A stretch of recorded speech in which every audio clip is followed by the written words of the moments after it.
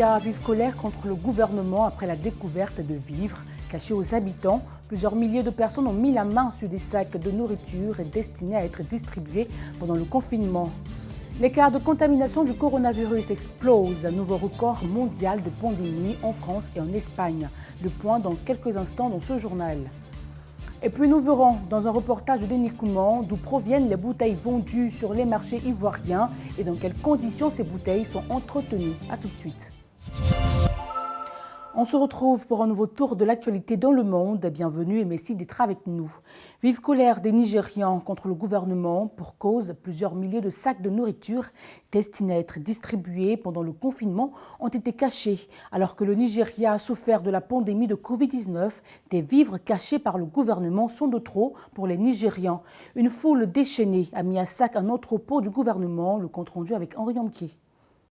Les mouvements de contestation nés à Lagos contre les violences policières il y a 2 semaines ont dégénéré en vagues de violence et de pillage de masse. À Jos, dans le centre du pays, plusieurs milliers de personnes ont mis à sac un entrepôt du gouvernement. Les pillards ont découvert une grande quantité de nourriture qui était destinée à la population pendant le confinement dû à la Covid-19, alors que la nourriture manquait dans le pays pendant les moments forts du confinement. La répression des manifestations à Lagos, qui a fait 12 morts selon Amnesty International, a indigné le pays et la communauté internationale. Selon l'ONG, au moins 56 personnes ont été tuées dans tout le pays depuis 2 semaines de soulèvement. Le président Muhammadu Buhari a regretté les nombreuses vies perdues. Dans une allocution télévisée, il a prévenu qu'il n'autoriserait personne à mettre en péril la paix et la sécurité de l'État. Au Burkina Faso, la brigade d'intervention rapide de la Direction générale des eaux et forêts a arrêté 2 trafiquants d'ivoire. En leur possession, 11 défenses d'éléphants, soit 32 kg pour une valeur de près de 11 millions de francs CFA. Ils encourent 5 ans de prison et une amende pouvant aller jusqu'à 5 millions de francs CFA en vertu du code forestier qui punit la détention et la commercialisation de l'ivoire. Rappelons que les éléphants font partie des espèces intégralement protégées au Burkina Faso en raison des menaces qui pèsent sur eux et du risque de les voir disparaître dans le braconnage pour leur ivoire. Ouvrons une page au coronavirus au Nigeria comme en République démocratique du Congo. Tous les moyens sont recherchés pour se remettre du coronavirus. Passons par l'amélioration de la qualité des médicaments à l'exploration du secteur des TIC et de la télécommunication. Faisons le voyage de la numérisation en Afrique avec Christian Gokra. Ces 20 dernières années, la pénétration d'Internet en Afrique subsaharienne connaît un essor grandissant, selon le Fonds monétaire international. Des secteurs comme les TIC, la finance et l'assurance, le secteur public, l'éducation et le commerce de détail sont en effet susceptibles de se développer rapidement, la pandémie favorisant la numérisation. Au Nigeria, longtemps amélioré la qualité des médicaments, des entrepreneurs sont déterminés à lutter contre la prolifération des médicaments de contrefaçon. Ils utilisent des approches innovantes issues de la technologie, des modèles commerciaux de franchise et du ciblage de la diaspora pour fournir des médicaments de qualité aux personnes dans le besoin. En République démocratique du Congo, l'histoire du café d'Aristote Mumbere est une bouffée d'air frais venant du nord du Kivu. Cet entrepreneur de 25 ans dirige une petite entreprise de transformation de café en poudre qu'il vend auprès des consommateurs comme étant local et naturel. Et puis l'OMS a enregistré un nouveau record mondial de contamination de coronavirus et la situation est plus que préoccupante en Europe où le nombre de cas explose. La deuxième vague de la pandémie touche plus particulièrement l'hémisphère nord. On en parle avec Henri Amquier.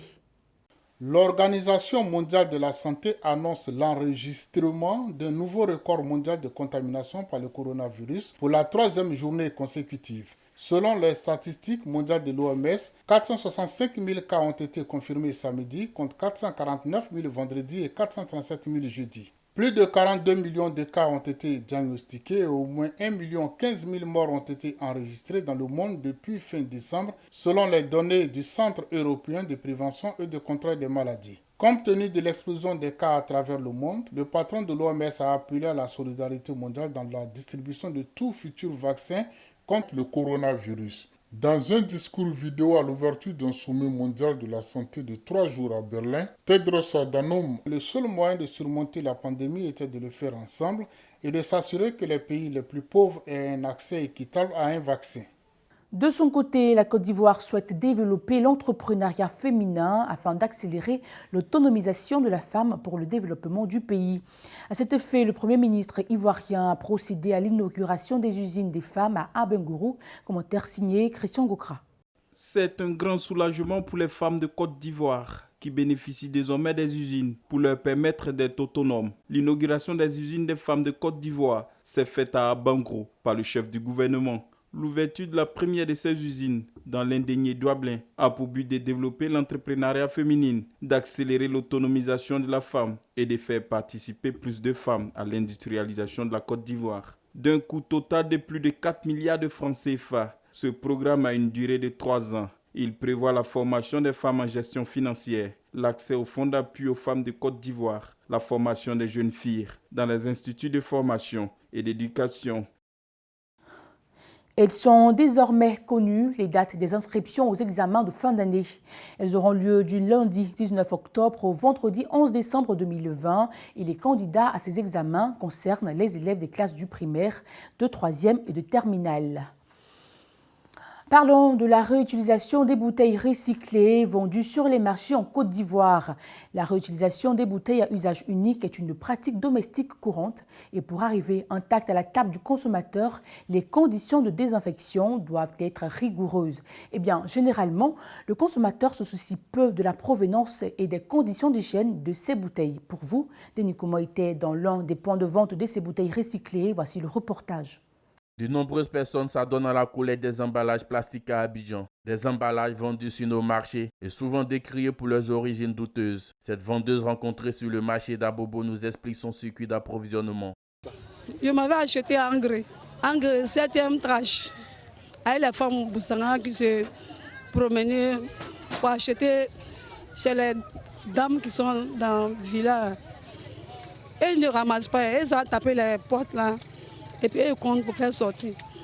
Jusqu'à une semaine, ça devient beaucoup. Puis nous, on s'en va compter avec eux là-bas.